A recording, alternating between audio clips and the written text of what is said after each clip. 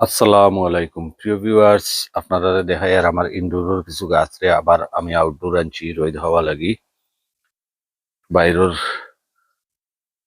বাতাস খাইলে গাছ আরো বেশি দিন টিকবো। একটা দেখানি একটু হলো হালাপিনো বা জালাপিনো, একটু হলো গ্রিন পেপার, এটা তো আর বাইঙ্গন বাইঙ্গন ধরছে। এরপরে আউটো বাইঙ্গন গাছ, এরপরে গ্রিন চিলি, এরপরে নাগা ও আছে, আর একটা নাগা, একটু আর একটা গ্রিন চিলি আরো দেখাই।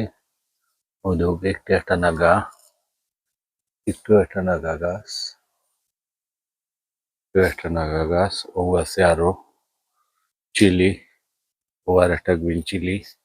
সপ্তাহেও আমি আলো বাতাস খাওয়াই, আর আলো বাতাস খাইয়া আনলে তেন আবার ভিতরে নেওয়া হয়ে যাব।